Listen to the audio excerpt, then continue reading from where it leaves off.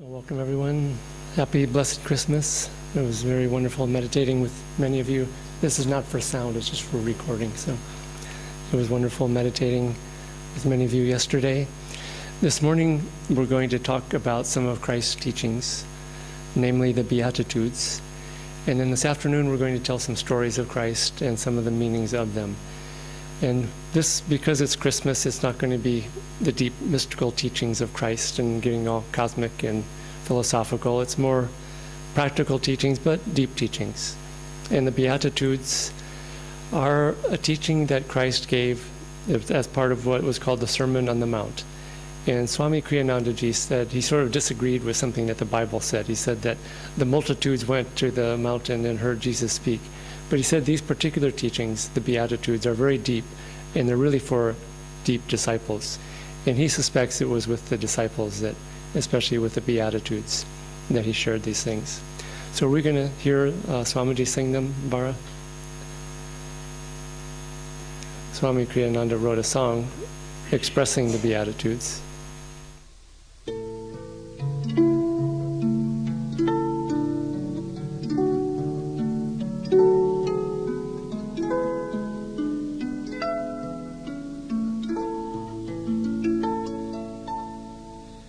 Blessed are the poor in spirit, for theirs is the kingdom of heaven.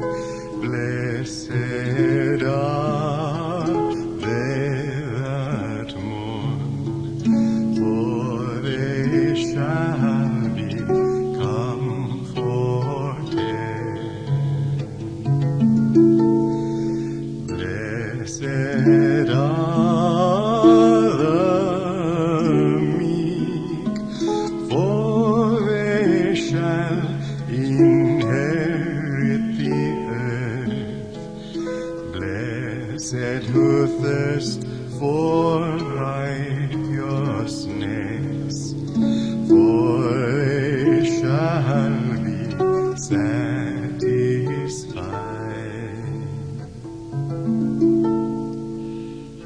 Blessed are the merciful, for they shall obtain mercy. Blessed are the pure in heart, for they shall see God. Blessed are the peacemakers, they shall be called the children of God. Blessed those reviled for righteousness' sake, for theirs is the kingdom of heaven.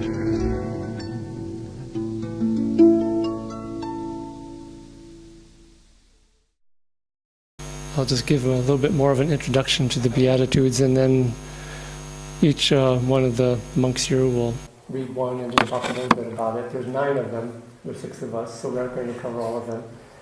But I wanted to talk about all of them as a group. Because it's Christmas, we're focusing more on maybe the more inward ones and the more, I wouldn't say kinder and gentler ones, but more directly uplifting.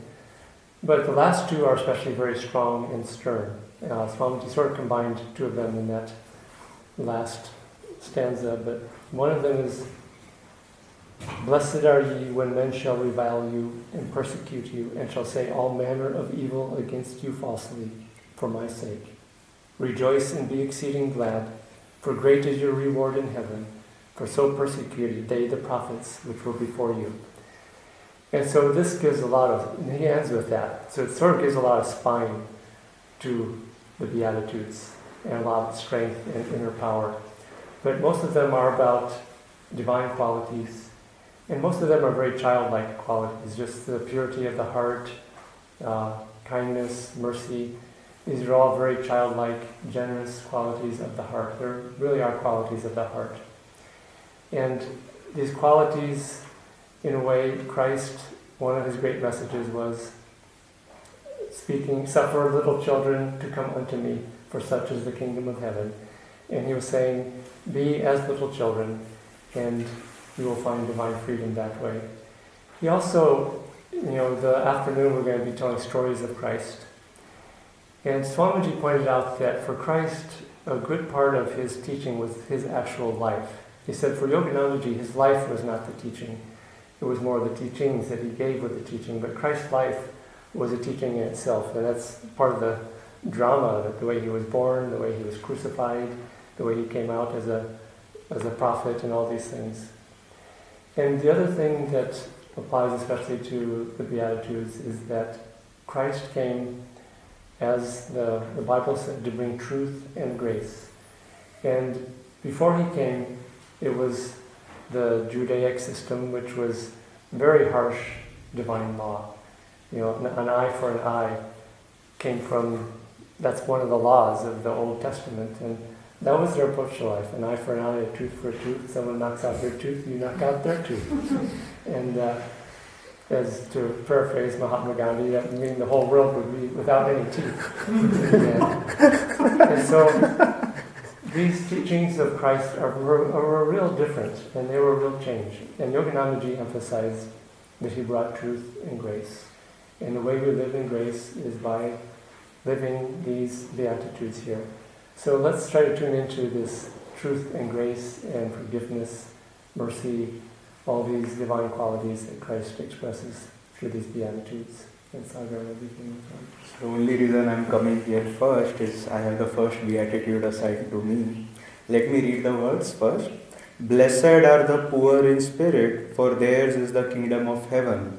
And Swamiji in this little booklet writes the short interpretation as blessed are they who rejoice in their own unimportance in the great scheme of things. By their non-attachment to ego, they live even now in a state of heavenly bliss. And so this thing about rejoicing in their own unimportance, I remember a story somebody had told me a long time back. There was this lady who was supposed to be married, and there were two suitors, two prospective husbands she had to choose from. And of course, she got to meet both of them, to talk to them and decide which of these is the more worthy one.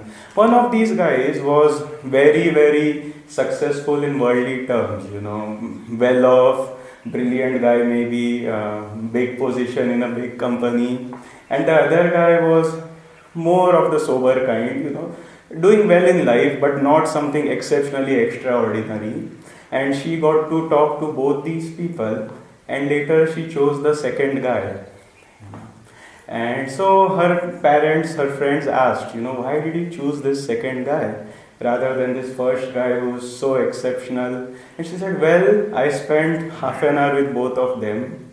With the first guy, I spent the half an hour and I came out realizing, after talking to him, I realized what a great guy he is, because he kept talking about himself. In the second meeting, I came out realizing what a great lady I am. Because the second guy was humble enough to show me that he appreciates me and my qualities rather than peppering my head with all the great qualities he had. And so this story here, Swamiji writing, blessed are those who rejoice in their own unimportance in the great scheme of things.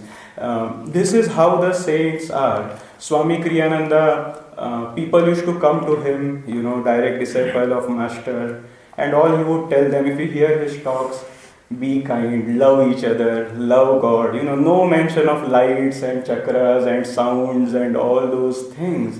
Sometimes, and Swamiji said, a true master, one of the most important traits, if you are seeking a true teaching, is that true master is understandable. When you go to him, when you are in his presence, you come out feeling, I feel so happy. I feel so fulfilled rather than, oh, that guy is so great. I didn't understand the word he said.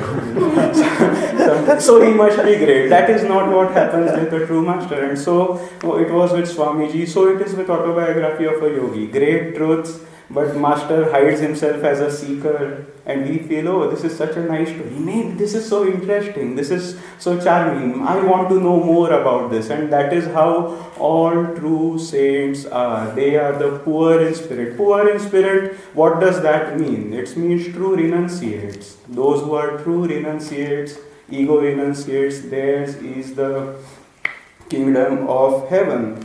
And I remember in the autobiography, Yogananda ji wrote about his guru, that Sri Yukteswar ji never mentioned the higher realms. And then he adds two interesting lines. He said, others talked and talked about these higher laws but could manifest nothing. And Sri Yukteswar seldom talked about those laws but operated them secretly at will to do whatever was needed to be done. So that we have to get that spirit, and Master said that's why that on the mountain top of ego the mercy rain of God does not accumulate, but in the valley, I mean, this is a mountain top here and the valley is right down where the pond is, and in the valley of humbleness all the grace rain from the divine does accumulate. So that is one thing here. The second last point I want to make here is Yogananda ji also added in his interpretation that poor in spirit means those who welcome earthly poverty for spirit's sake. And Yogananda ji explained this. Those people who renounce worldly riches, name, fame, possessions, earthly friendship, earthly love, those are the poor in spirit, because the world thinks of them as poor. You know, we all know what happens. Oh, that guy has become a monk. He's given up this, he's given up that, what's he doing with his life? But Yogananda ji, when he met the levitating saint, we remember that story. One of the disciples came to the levitating saint, Bhaduri Mahashaya, and said, Sir, you are awesome.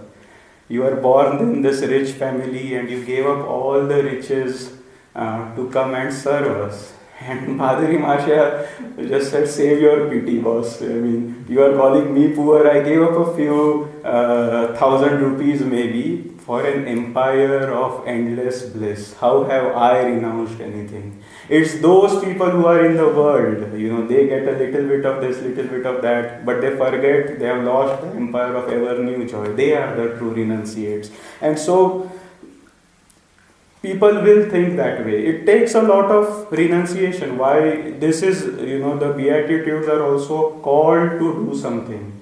Christ is calling us to take the next step. So blessed are the poor in spirit. I have been in Mumbai 3.5 years sharing these teachings. Some things in life are necessary. He is not saying, when I mentioned here, give up earthly friendships, earthly love, he is not saying give up your legitimate duties. But too many friends, too many functions, our jobs are supposed to be our means of livelihood, but I don't see that often. It's a means of premature death these days, you know, because the overwork, the stress, and if we can choose something that gives us only that much, you know, which will suffice for keeping our families, our responsibilities, taking care of them, children get their schooling, you can marry them off, you can live a good standard of living. But you don't work 70, 80 hours. Those options are available. But it's very hard to take those options, because what happens is then you have to be happy seeing your colleague make twice the amount of money you do. And seeing other people from your own same batch, when you come for the reunions 10, 20 years later, you see, oh, they have prospered so much in the world. It's very hard to give up those things and say, I'll be happy with a simpler job, with a 40, 50 hour work commitment, and spend time cultivating the company of the divine. And this particular statement, blessed are the poor in spirit, blessed are the true renunciates, figuring out how do I balance my duties and still find time for going deep into communion with the divine. Theirs is the kingdom of heaven. Thank you. Good morning, everyone. Happy Christmas. Same to you. song number 2, as you see in this line progression. And the line, the Beatitude is, "Blessed are they that mourn, for they shall be comforted." Now, mourn, I was saying this morning, he says, it's not mourn, it's mourn. I know, I asked him, I said, no, it could be mourn. Americans will say. So the spelling is M-O-U-R-N. So whatever way you could like to pronounce, that's fine. So Swamiji has given the little bit added the word here. I'll explain later on, but let's just read that again, this line. "Blessed are they that mourn, for they shall be comforted." Now, when any of the masters, they write, they speak things, they speak on many levels. And depending on people, on what level they can take, they take. So if people purely on the material level, they are listening that, they will take on the material level. People who are taking on the spiritual level, they will grasp at that level. So this line itself can be explained at many different levels. So if we take it at the level of pure materialistic people point of consciousness, you can say. So people who, they will say that blessed are they mourn, meaning people who mourn, they will be comforted. Now when do normally people mourn? Especially when people depart, their relatives depart, or we lose things, we lose property, we lose things, we lose money or wealth, then we mourn. So most people will be mourning that, and if you apply this teaching, blessed are they mourn, they will comfort, they will find the comfort also. And now how can we explain that? This very interesting thing that Master said, that our mind passes through 4 states. Most people's minds, they pass through 4 states. He said that either people are happy, or they are sorrowful, or they are peace, or they are bored. And after every state, it's going on a cycle. So when you are happy, we feel after some time that goes away, we feel peaceful a little bit. If we are sorrow, we feel peaceful a little bit after the sorrow goes away. And when we are feeling bored also, that also goes away. So nothing is stable, it goes in the cycles. So in that peace state, we are feeling comfort. So people who mourn, act for the material wealth, after some time, the mourning goes away and we feel comforted. People feel comforted. Here's a story. Master, when he was in India, he was passing through a street and he heard mourning. A man was crying because his wife passed away. And he went to the man and he said, "You will be married within a month." The man started shouting. He said that anybody will do that. And he started shouting. He said, "What are you saying here? I'm mourning for my wife and you are saying this and that. Get out from here." Within a month, it happened. Mourning was over. It happened. Master tells a story in his talks. He says, "I have told you this story 1,000 times, but I will tell you again." And he tells the story of a man who was a yogi, but Master said that he was not completely God realized. So at the end of his life, he was mourning, basically suffering, and says that, "Lord, I was a good yogi, but give me good health in the next life." And the story goes on, as most of you have heard that. So I don't want to tell the whole story. So in the next life, he has good health. The next life, he has good wealth, and then good wife, but the wife lived short, and then he gets a better wife, but the wife lived too long, and then the wife runs away. All that goes away, but ultimately, he was mourning.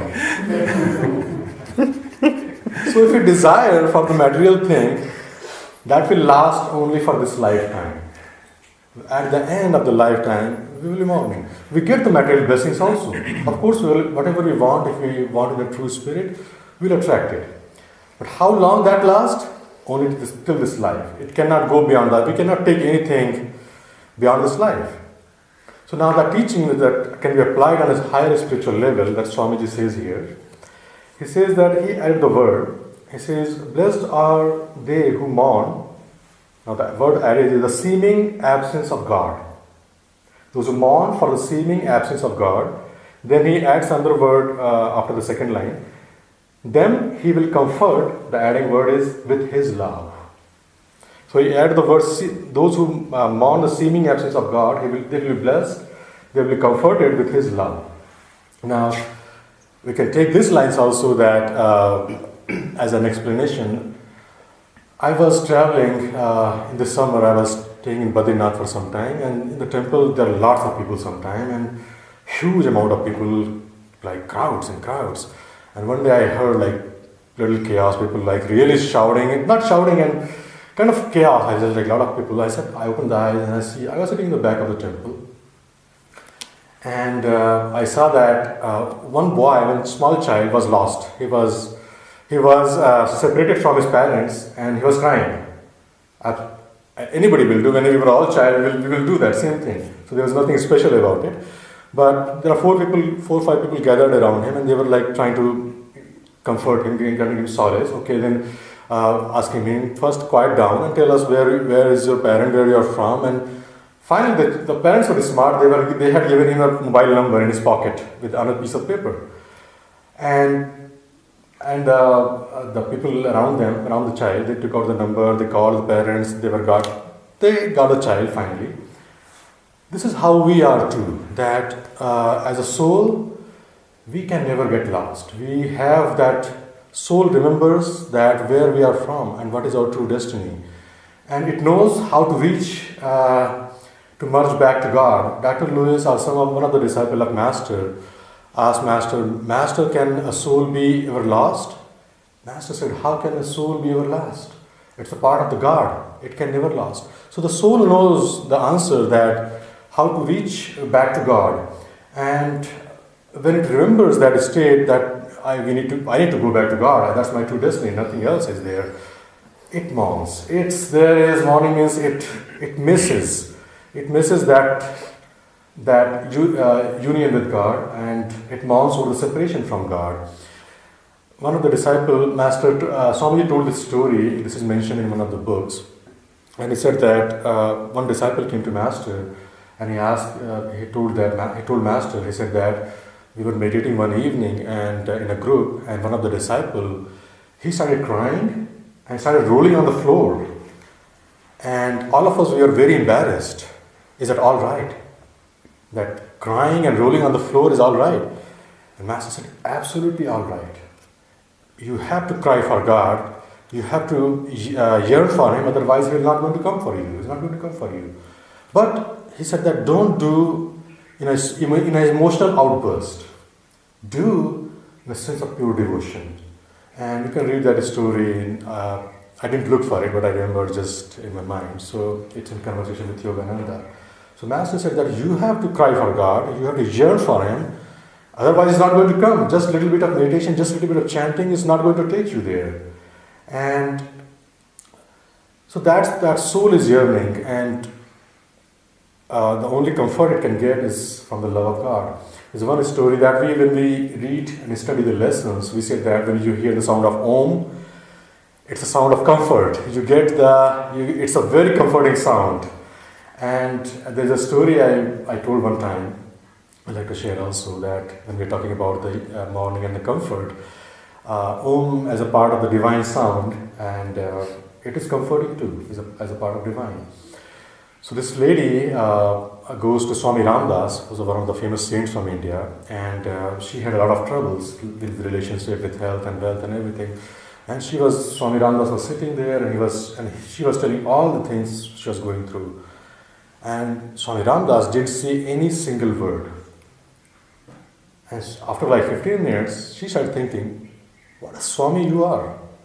You didn't say even a single word of comfort or solace to me. And Swami Ramdas, he looked at her and says, Mother, Om, Om, Om. And the moment she felt uplifted in the spirit, and all the grief were gone. That's the power of that, the real comfort of, that people, when they are seeking comfort, they want you to speak something about comfort, or you give some solace, or, words of comfort. But the real comforts are there. We can speak words of comfort, but that lasts for like a few seconds, and it goes away. But the real comforts come from these things, that we can, when we pray for the people, when we say Om to the people, there's a comfort there. But the actual comfort, as Swamiji says that here, it comes from love of God. So the soul finally gets the comfort when it merges in God and finds that final comfort. Okay, well, good morning all of you once again. Good morning. And I got the Beatitude 4, we skipped the number 3. Blessed are they which do hunger and thirst after righteousness, for they shall be filled. And this word righteousness is such a big word. As many of you know, I love fantasy things, and I grew up with fantasy games and fantasy movies where the heroes always say for righteousness, and I'm like, what is that? What does that even mean? And all these things, always evil and good, are very accentuated, and very, very recently dawned to me what it actually means. And of course, he is talking about doing the right thing at every time. How we can do the right thing in all levels, not those who are mostly in fighting good and evil, but how can we do good in the world, in a physical way, in a mental way to ourselves and to others, as well as in a spiritual way. And it's interesting, he says also, those who hunger and thirst for this thing, those who have the desire to do all these things, they shall be filled. Of course, it's not only having the desire, but acting upon it. How to do the right thing all the time, in everything. And then you come to realize that it's not as easy as it might sound. Yes, like in these games, it's very easy. The bad guy looks all horrible and bad, so yes, you have to get rid of him. In life, it's not so easy. In life, we come to so many subtle things that we don't realize what is the right thing, especially because many times our families tell us one thing and we don't know. Actually, I don't think that's right. Sometimes our bosses tell us to do something that we don't consider right in our job.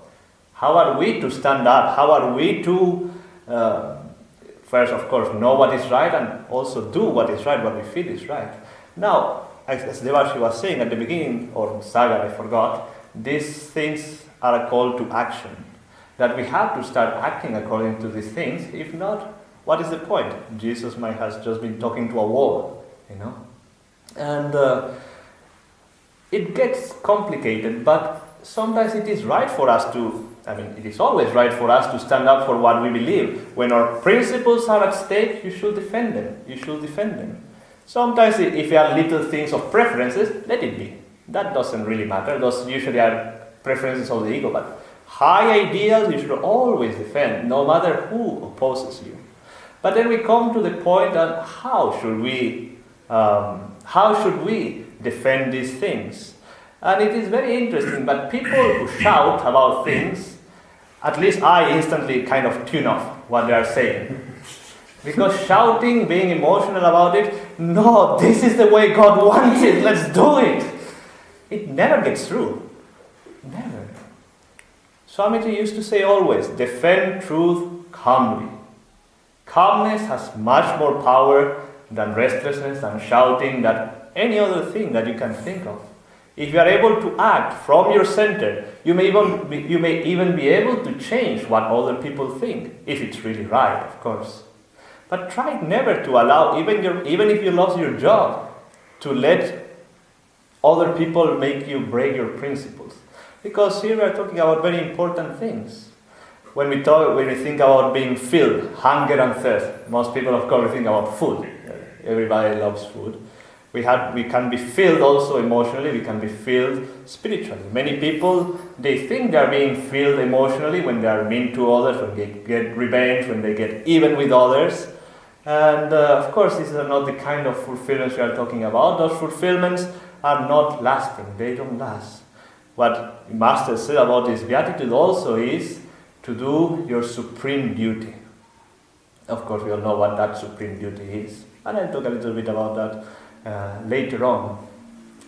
But you will see that when you are able to stand up for what you believe, but what you know is right, you will feel this kind of fulfillment that nothing in this world can give you, that no person can give you, that no action can give you.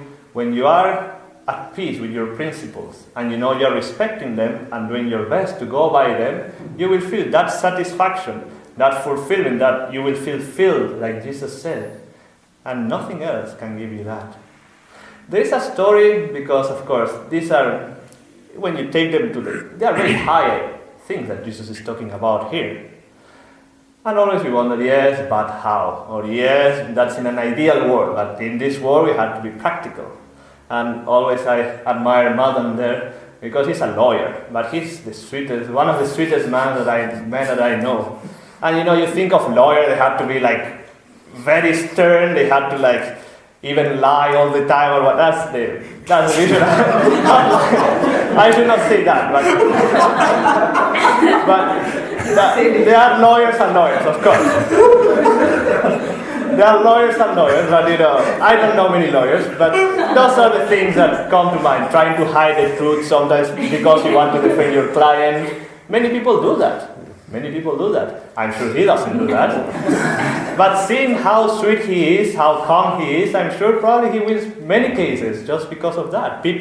His word has much more power than others that start shouting and trying to get their point through in a very restless way.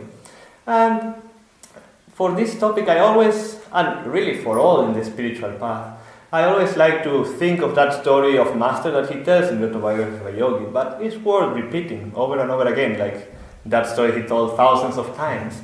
And this was a dream that Yogananda had when he was in India, I believe. Don't remember his age.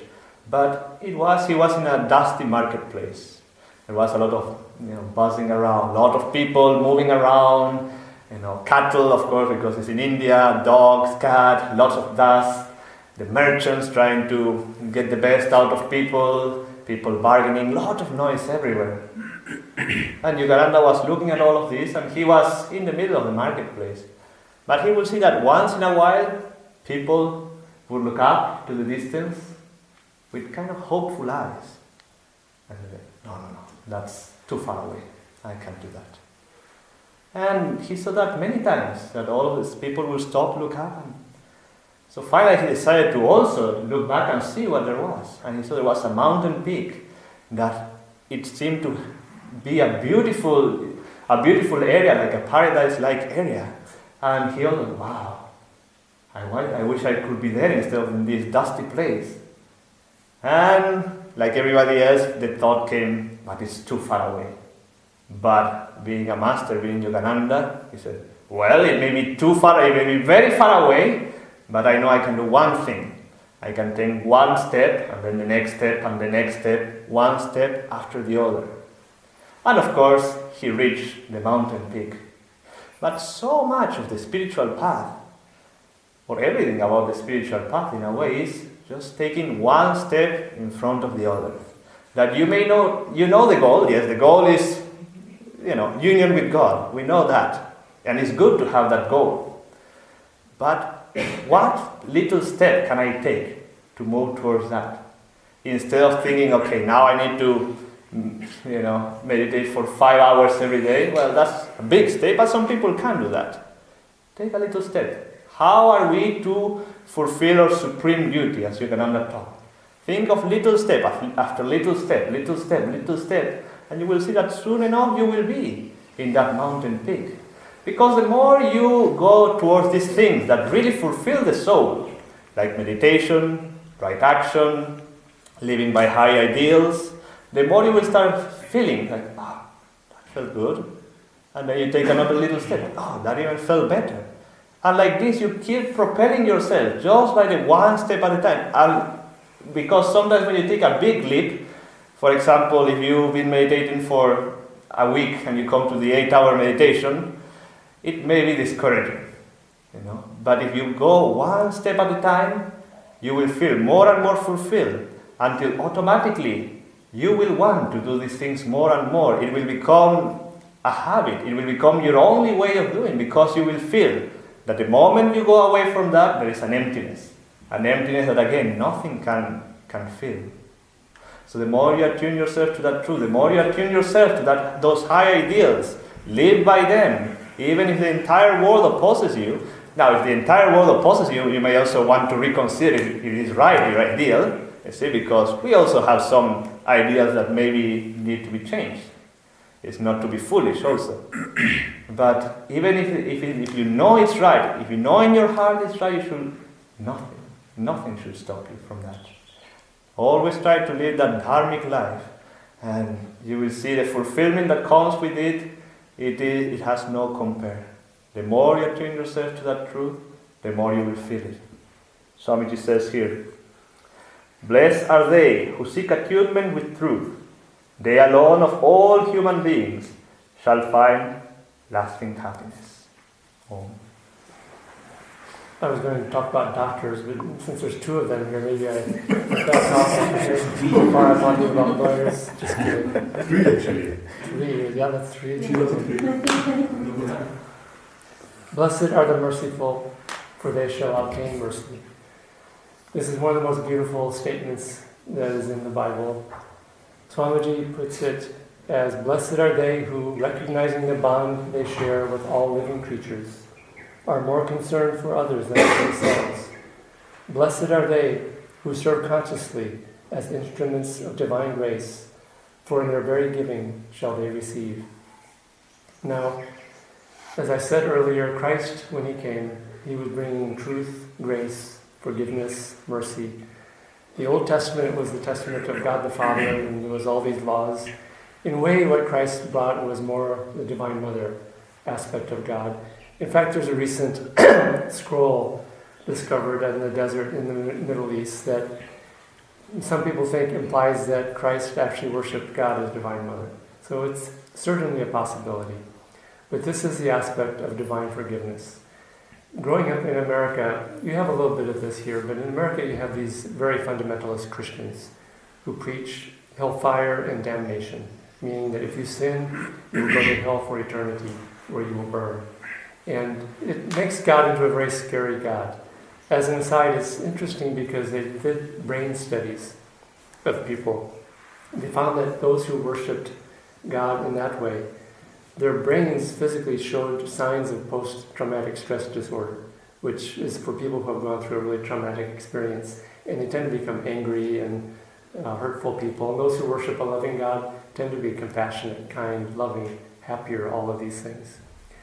Yoganandaji tells a funny story, and he was traveling in America, and he was traveling along the coast of the West Coast, and north of California there's a state called Oregon, and he said he met a cherry farmer there, and he befriended this cherry farmer, and he must have known him for some time because he visited him. And this cherry farmer was a fundamentalist Christian, and preaching hellfire and damnation for eternity. And Master began talking to him more and discovered that the man had a son.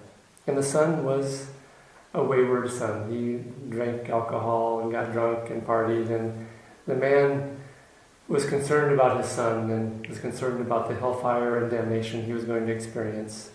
And Yoganandaji one day came to the man and said, "I have an idea what we should do about your son. And this is a really good idea." And the man was very interested. And he said, "What is it? I want to help my son." And Master said, "I'll come over tonight, just before your son comes home from his drunkenness and partying. I'm going to bring a really stout piece of rope. And I want you to start a really big roaring fire in your big wood stove there that you cook with." And the man started getting a little bit wondering what's talking about here. "And we're going to hide behind the door." The man started getting a little concerned. He said, "And when your son comes in the door, we're going to jump on him, we're going to tie him up in the rope, we're going to throw him in that oven, and you're going to slam the door shut on him." And the man said, No, I can't do that. He's my son. I love my son. I cannot do that to him."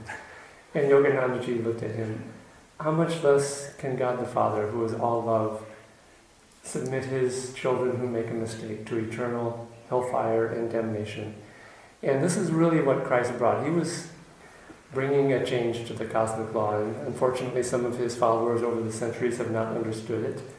As Master said, Christ was crucified once, but his teachings have been crucified daily for 2,000 years, and there is a lack of understanding there. So this is the teaching of God. Now, even the great masters, I mean, if we look at our masters, even the one of those masters who we would think was maybe a little bit harsh, and I don't think anyone needs to be told who it is. Look at the...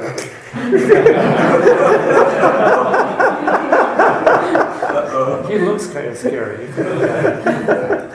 And if you were going for mercy, to someone of our gurus, you probably wouldn't go to him. Yet, Sri Yukteswarji, of all people, you read an autobiography of a yogi. He had that very, very close disciple of his named Kumar. And he left, and Sri Yukteswarji warned him, don't leave, because something bad is going to happen. And he left to visit his family, and he came back, and he had gotten a lot of worldly habits and become very worldly. And Sri Yukteswarji asked Master, said, I can't bear to talk to him. You have to ask him to leave the ashram. And Sri Yukteswarji was weeping when he was asking Master about this. And so he was not judging at all. He was weeping with the compassion of God for this wayward son. And the masters, all of them, they know how difficult it is to rise above human limitation, what it takes, how many times you fail, how many times you fall, how you suffer. They know what it takes. So when they are looking at us when we fail, and when we go to them, know that they have complete compassion and understanding. So that speaks to our attitude when we pray, when we make mistakes. When I was younger, I made a lot of mistakes, and serious mistakes. I would get into trouble quite a lot.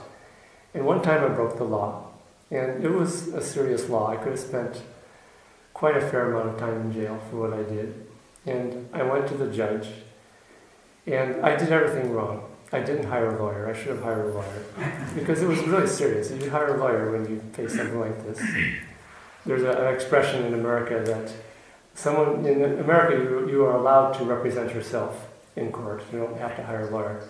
But they say that someone who represents themselves has a fool for a lawyer, is the way that they put it. And I had a fool for a lawyer. And I had very long hair. I didn't dress up or anything, because I didn't really have any nice clothes to put on. And I went before this judge. But I was completely sincere. My heart was completely open. I said, "Look, Judge, sir, I ask mercy from you. I've changed my life. I'm not doing these things anymore. I ask for your forgiveness, kindness, and mercy." And I think it was my great, incredible good karma that this judge had a heart. And he looked at me, and he understood that I was very sincere. And he said, "Okay." He said, and he just slapped me on the wrist. I got a very minor penalty and a little bit of time behind bars, but a very, very short time. And he could have done a lot more. Now, if I had showed up 6 months later in his courtroom having done the same thing, he would not have had a whole lot of mercy for me. But it wouldn't have been out of a lack of compassion. It would have been out of wanting to help me learn a lesson. And so when God, punishes us, or our karma punishes us, it's not out of any sense of harshness. It's once a sense of compassion and wanting us to really learn a lesson and to grow spiritually. And that is compassion. It's just like a mother who grabs the child's hand before it burns itself on the stove, and it can seem kind of hard and hard-edged, and maybe it hurts the child as it reaches quickly, but it saves the child from something much worse. And so this is the compassion of God, which doesn't always look merciful, but in fact, if you look behind it, it in fact is. This also, sort of the opposite aspect of this saying is to not judge others. This was another saying of Christ, "Judge not, lest ye be judged." And those who judge rather than give mercy, they attract a judgment to themselves. One way that Yoganandaji put it, he said that when it comes time for the judgment day, as Christians like to call it, when we're all going to be judged, and probably sent to hell for eternity for the mistakes that we made.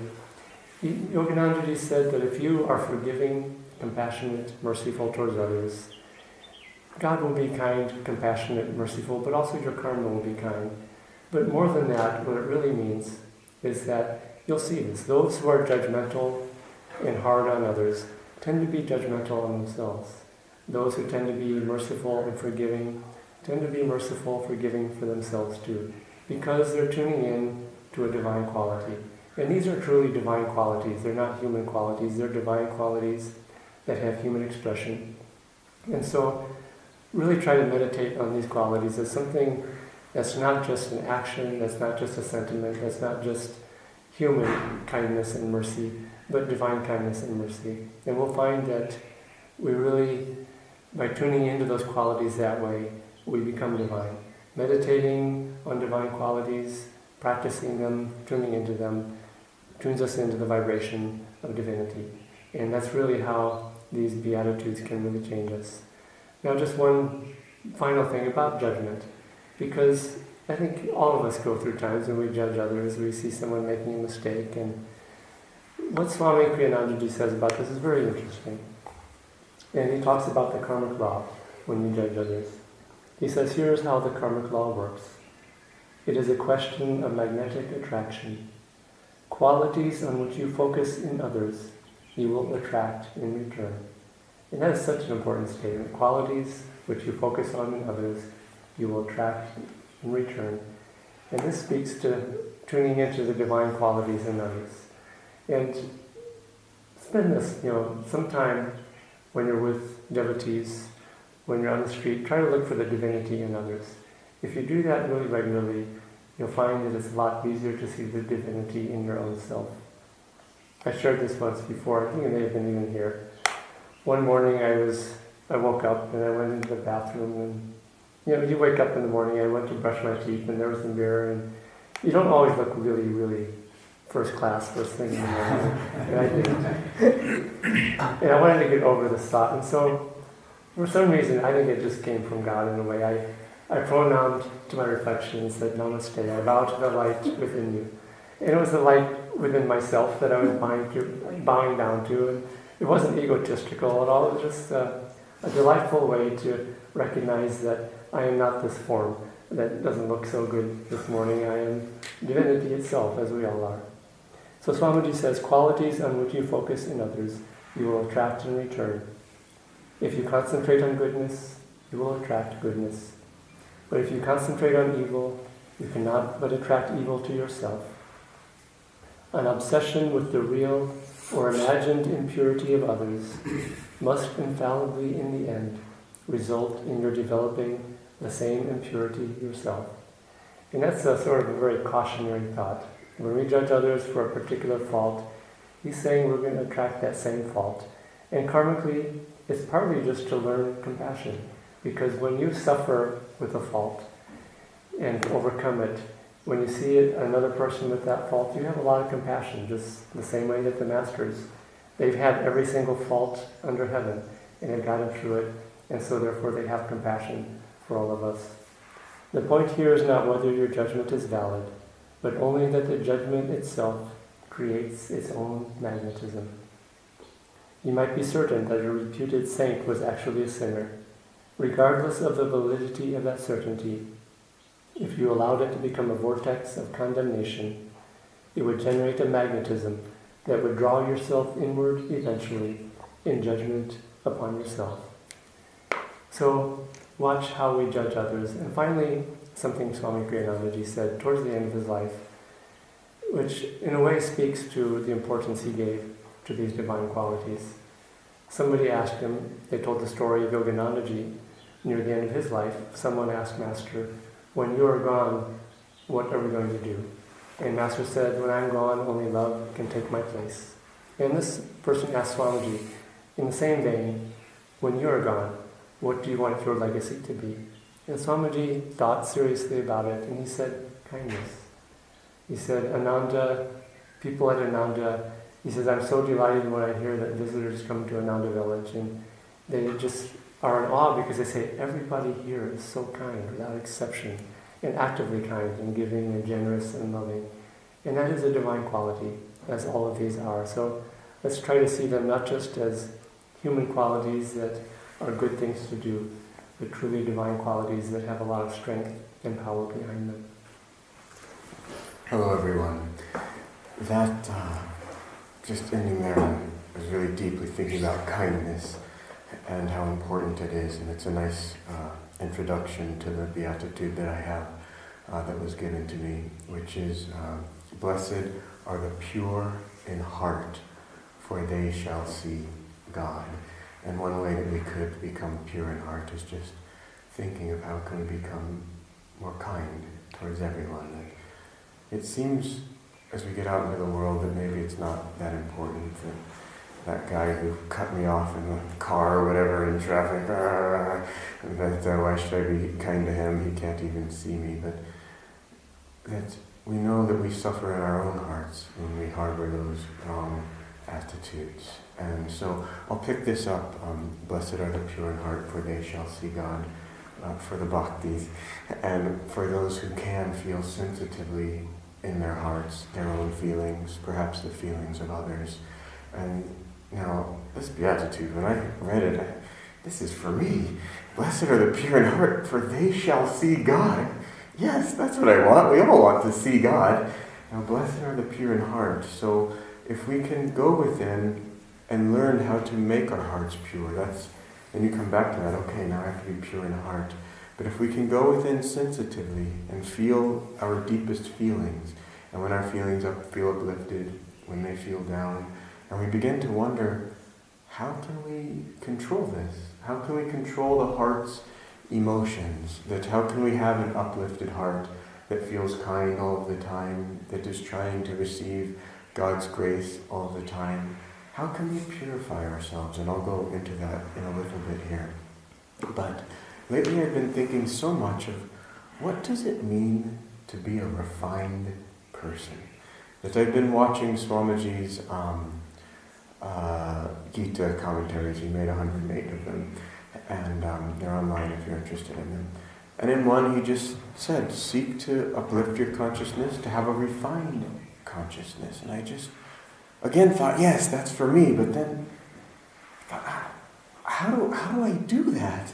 And of course I turn towards Swamiji and think, well, how did Swamiji he had a very refined consciousness. And, I see this home and I think, okay, maybe I need good drapes. Maybe if that's what I have, then I have a refined consciousness. And there is something to that I don't know if it's striven or strove, but I've tried very hard recently to have an uplifting environment around me, that I feel that's very important. But then I think of Sri Yukteswar, and that his outward surroundings weren't refined at all. And in fact he had a tile even on his roof that he just held up with his mental power. That Master said, can I fix this? It won't fall until I leave my body. And when Sri Yukteswar did leave his body, the tile fell down. And so, but obviously Sri Yukteswar, he had a refined consciousness too. And so we begin to see that really this is more of an inside job. And we have to become very sensitive as to what's going on with our heart's feelings. We have to become very sensitive as to what our thoughts are. I met a very wonderful young man the other day. I was waiting in line for an ATM for the money to be deposited into the ATM. I didn't even know if it was going to happen. I thought, well, may as well talk to this young man about God. And he was very receptive. And I simply was saying that we need to watch our thoughts. And that if we have negative thoughts, that more than that negativity going out and hurting someone else, which it does actually do, it hurts ourselves. And he just, said, nobody ever told me that. He said, oh my gosh, I'm such an evil person. And I said, no, you're not. No one's ever told you that before. And now it's time for you to begin how to watch your thoughts and to think how to think good things. He had such a receptivity. It was really a wonderful conversation. But the point of this is that all of us in this room, we know that we want to learn to watch our thoughts, but it's very difficult. And the starting place, I feel, and I'll give you why in 1 second, is that we begin to watch the heart. And as we begin to watch that heart, then we can learn to control the mind. But it's a higher step, in my opinion. But interestingly, a chant was played this morning, and one of the lines are, in the thought by my love brought. And when I hear that chant, I think, all right. I just have to have more devotion and love God, and then I'll be able to think of God. But as I've analyzed that one line from that chant also, in the thought by my love brought, that if we have a love for anything, then we think about those things that are worldly. And so if we can go and learn how to control our desires, if we can learn how to control our heart, then we can learn how to control the mind. But to me the first step is here, and here's why. I want to bring this towards our path and show that Jesus Christ was a yogi. And this goes to, Swami Kriyananda tells us that the first two chakras, the Patanjali's yamas and niyamas, that the one of control is in the first chakra, and the one of non-controlled flowing is in the second chakra. That makes sense. And Swamiji just left it at that. But I wondered so much, can you relate the other, the 8 steps or the 8-fold path of Patanjali? Can you relate those to the other chakras? And we'll just go up briefly here. But the third one, certainly that relates to the fiery power of Arjuna, the ability to sit still in asana and gain control over your physical body and keep it still. And you go up one more, the 4th step of Patanjali, pranayama, and certainly that relates to controlling the heart. And certainly the heart has 2 physical functions, the energy that comes there, 2 very important ones.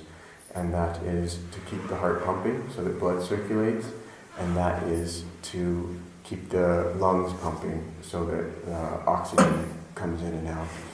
And if we practice pranayama, if we can learn to control those 2 aspects of the heart, and now this is for the Gyan Yogis, the engineers. I don't know how many engineers we have in the room, but the engineers who want to put a meter on everything, if all that bhakti stuff of just going in there and seeing how you feel when it's working for you, you can put a meter on it. You can see, what is your breath rate like? What happens when you practice Hong Sa? That is your breath going very fast and restless? If so, your heart is not still. If so, your heart is not pure. Blessed are the pure in heart, for they shall see God. If your breath is and your Hong Sa is Hong Sa, Hong Sa, Hong Sa, you're not going to see God. But if your Hong Sa becomes very pure, if your breath becomes very pure, you will be able to see God. Also, your heart rate. There's watches these days, iWatches. It will just measure your pulse. And the great yogis, at will, they can just make their pulse become very, very low and very, very still. And their hearts aren't agitated. They're not restless anymore. They've become pure. And then, you can work it out yourself, how the rest of the 4 steps of Patanjali go all the way up the ladder to Samadhi. But now this is the thing that I want to close with, and that is again with Patanjali, yogas, chitta, vritti, nirodha. That if we can neutralize our desires, if we can neutralize these, and it's so good to meditate on this word vritti, on this idea of a whirlpool, because there are emotions out there, and you think, oh, this is just an emotion. Oh no. Sometimes there's crowds and they're shouting for someone to do something stupid or something, but if you're not sensitive, you could get sucked up in that vritti, in that emotional outburst also, and then you come back home and you think, oh my God, what was I doing? But that crowd, it had a stronger magnetic influence than you were able to keep on your own. And so we have to learn how to neutralize these vrittis that are in the heart if we want to have a pure heart. And I also want to talk about, and we are closing up here, but mon, buddhi, ahankar, chitta. That these 4 things are in the scriptures. And Swami Kriyananda, there was a point where he was just saying these things over and over, these 4 things. And I was sitting there like, yeah, I got it. Mon, buddhi, ahankar, chitta, got it, know where they are, got it. I didn't have it. I didn't understand at all how important each one of these centers are and how important it is to see how they all relate together. And what I want to emphasize here in closing is that, yes, it's good to develop good discrimination, and it's important for us to develop our mind and seek to develop your mind. It's a very important thing. But if you want to see God, blessed are the pure in heart, for they will see God, you're not going to see God with your discrimination. Discrimination divides and separates and says, I am separate from you. A carrot is separate from a tree. And discrimination is constantly dividing. Yet, in order to see God, we have to express unity. And that unity is a quality of the heart. And it's something that it pulls everything together. Yes, it pulls people together, but more than that, it pulls our understanding together and allows us to perceive God, allows us to understand God.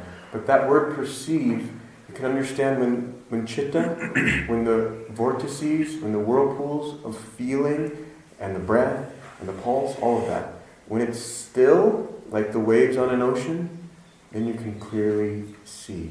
But when that ocean is all in flux and all up and down, you can't perceive clearly. In fact, you can't even discriminate clearly, let alone try to perceive God. So if we can calm the heart, then we can begin to see God. So that's our goal. Thank you for listening. Good morning, everybody. Merry Christmas to all of you. My name is Aditya, and I'm very happy to share a few lines from this beautiful book. I had actually never thought that in today's time, especially before I came on the path, that where, I'm a doctor also, and we believe in latest editions of medicine and whatnot, that this is the confirmed knowledge. But imagine getting to read the words that Christ said to his own disciples, that too in seclusion probably, on this mountain. And so it's a great honor to be, first of all, receiving this and to meditate on them. I'll be reading the 7th Beatitude. This is called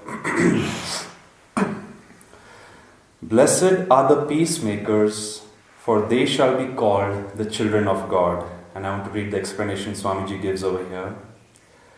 Blessed are they who live unshakably in the consciousness of inner peace, who emanate peace to everyone whose lives they touch. They shall be hailed as instruments of the Lord. So let's see what that might mean. Actually, especially in the world we live in today, you see so much conflict, whether it is politics. I was just yesterday thinking they must have started this opposition party, or not just for India, but every democracy has that to keep somebody in check. But of late it has come to the point where there's nothing happening at all actually, because there's hardly any peace. They're not able to come to any peace with any decision. The same thing with, you might say, religion. We often hear of, conflict, a lot of dogmas, people seeking something but not finding it. But the good thing over here is, Kriyanandaji said, once a professor, I think of Stanford University, came to Paramahansa Yogananda, and he had a list of questions. And he said, "Sir, are you ready?" And the master said, "Yes." And Swamiji was there. And he asked him, he said, "My first question is, do your teachings bring peace to people?" And master says, "Yes, but that is the least they offer. Ultimately, my teachings help people come to be at peace with the Creator itself." And I want to start a little bit with that. Peace. So first of all, if we are not experiencing peace, as Jamal was saying, if our heart, if our breath is fast, our emotions, our mind is very restless, we don't sometimes know the right direction to take. But if we are able to first find that peace within ourselves through meditation, Yoganandaji said, he says, then we get a reflection of a higher nature within ourselves, a higher possibility, and then we are willing to experiment. Let's say take that teaching out, share it with somebody, or suggest it to someone and say, maybe this will bring out something good in you. Kriyanandaji also said that peace is the first quality Yoganandaji had mentioned, which surfaces, it is the most universal experience of meditation. There are 8 of them: peace, calmness, love, joy, power, wisdom, light and sound. And Yoganandaji said peace is the most universal. And he also mentioned, we have this question about God. I was once asking one of our acharyas, I said, in the Buddhist tradition, they don't actually believe in God. Do you think people must be becoming saints over there too? Because how do you find something which you're not looking forward to? And he says, of course. You don't have to define him in a certain way. Or basically he said your definition could be very different. You may be calling him another word, another state of consciousness. And like Krishna says in the Bhagavad Gita, the way you seek me or call out to me, I'll come to you in that form. And it was so consoling to me, because for years I had carried that thought that Buddha was only recently here, 2,500 years ago. And I pray that many people are reaching that goal. And Yoganandaji, so basically he was saying that as we start meditating, as we start experiencing these qualities, we start moving in that direction. But peace is the first. Now, what does making peace with the Creator mean? Again, Paramahansa Yogananda explained that Christ knew this, but in his times it was very hard for him to describe how God created the world. And he says, God, the absolute Father, the Heavenly Father we call, he says he's beyond creation, and that's why beyond creation means there is no vibration in creation. Let's take light, for example, sunlight or sound or the word of Om or even an atom. Everything now scientists know, matter, if you study it closely, they say is always in vibration, up and down. And Yoganandaji says that's because it is part of the created universe. He says the God we are seeking, the peace, and that's why many times people speak of peace and they say, oh, the peace that awaits me in death. Or, sometimes we pray that, okay, enough of this. I've seen that in patients, sometimes they're tired of so many challenges and they say, I just am praying that death come to me and I be peaceful. But Kriyanandaji says the peace that awaits us, Christ told his disciples, I came not here for peace, but for the sword. Was he asking for a war? Was Krishna, when he told Arjuna, fight, was he asking for a war? No. What they were saying is, from the matter reality that we are accustomed to, that we are in this body, he says you have to move into a subtler reality of energy, which is still, let's say, light in vibration. From energy, you take another step higher of thoughts, which again, if sometimes when we are very peaceful, let's say in a temple, after a while, if a thought comes to you, you see that it makes you open your eyes. Sometimes your breath you think of a breath, your breath comes back. So thought also is a movement. And Yoganandaji said, when we can go beyond these three, or when we can experience that breathlessness or that peace over here, he says, then you are a child of God. So blessed are the peacemakers. First we make peace within ourselves. That peace then translates, he says, when we see outward in a relationship, in a family, in a job, let's say in a community situation, Yoganandaji said it translates as patience. It translates as forgiveness. It translates as seeing each soul evolving at their own pace. It translates as seeing that if God, Yoganandaji said, the Father, the Heavenly Father, in His omnipotence could burn up this planet in a moment, but He's forgiving. He sees what the children are doing. He knows that this is going to change. He knows that each of them has a free will, and in time, one by one, as we surrender ourselves, we come to peace. And Kriyanandaji, somebody asked him, what is the bottom line for you? In the businesses nowadays, especially, we hear the bottom line is profit. And Swami says, I have made inner peace my bottom line. He says, I've never done anything where my inner peace has been at stake or challenged. And he said that in making decisions, in working with people, once he said that somebody came up to him and they said, oh, this person is not behaving well, he's causing a lot of disturbance in the office and you must talk to him. And Swami says, that's serious. I'll talk to him. Don't worry, I'll talk to him. And this Acharya was saying, 15 years later, he talked to him about that. And she said, because she respected Swami so deeply, she was thinking, okay, this satsang, or in this talk, or now over tea, he's going to say something. And then, of course, the friendship that blossomed between all of them was spanning over decades. And she asked him, it took 15 years to talk to him. And Swami said, you see, he was not ready. He said, I knew that he's going to work it out. I knew that this is going to work out for the well. He's certainly indispensable for our work. He's going to benefit from us. We are going to benefit from him. And he says, but it was just not the right time. And another thing he would say, which is, very pertinent, I think, in this age of Dwapara, because we all, without even our conscious knowledge, are channeling a lot of energy. This is the age of energy, Dwapara. Yoganandaji, Swami said, would prefer people with energy even if they came with outstanding flaws. And I often thought about outstanding flaws. And Swami says there may be one or two, and which all of us are working on. We have those one or two things in us. But Master said that if you give yourself enough time, and often we receive these teachings like we are receiving on this weekend, actually come to think of it, the apostles, the disciples who were being given these high messages, were not being given these because they were perfect. Because Christ was about to leave His body. And He was finally telling them, keep these in mind, this is not for everybody. But if you can work with this, and I have followed the lives of Peter and Paul, in their biographies, it is so wonderful to see that when they were in their late 60s and 70s, that is when they could unshakably say and speak of the same state of consciousness that Christ spoke of. So on this Christmas, as we receive these teachings, and maybe this book is also available, these are very high teachings, as Devarshiji was saying. Let's see how we can move in the direction of continually applying them. And ultimately, how does this translate into the world around us? Well, Swamiji says, once we have found peace, once we are sitting and mixing with those who are aspiring for the same peace in their work, in their relationships, in their spirituality, in the way they conduct themselves, he says we will start seeing the birth of groups of people who believe in these high principles and establish what he called communities, urban, rural and such. And he says those communities will lead in time people to believe in the living principle of Christ's teachings. And on one level it seems very surprising that even 2000 years later we are trying to decipher those simple lines he said to his disciples. But that is the power, because these are eternal truths. These were things which were as relevant at that time as they are even now. So let's see how we can take this example of peace forward.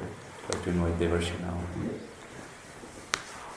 I just want to end by bringing all of these together again. So much spiritual truth has a lot of room for interpretation, commentaries, different competing interpretations. And one of the beautiful things about the Beatitudes is that these are very exacting and precise statements. For those who are computer programmers or recovered computer programmers here, you know that a lot of programming has if-then statements as their main focus. If you press this key, then that happens. If you fulfill this condition, then that happens. And these Beatitudes are all if-then statements. You know, blessed are they that mourn, for they shall be comforted. If you mourn, you will be comforted. If you are meek, you shall inherit the earth. Blessed, and if you hunger and thirst after righteousness, you will be filled. If you are merciful, then you shall obtain mercy. So read these Beatitudes with this thought of looking at these qualities. Do I want mercy? Do I want to see God? Do I want to be called the children of God? Etc., etc. Do I want to inherit the earth? Then all you have to do is fulfill that condition. It says clear, precise, as simple as that. So these are very powerful statements. Don't be fooled by their simplicity, because in their simplicity they are very exact. And again, if you want one of these qualities, simply meditate on that phrase of Christ and work on it. See it as a divine quality, bring it into yourself, and these things shall be fulfilled. So, blessed and Merry Christmas. We'll see many of you this afternoon, where we'll be telling some stories from Christ's life and the real meaning of those. So, thank you all.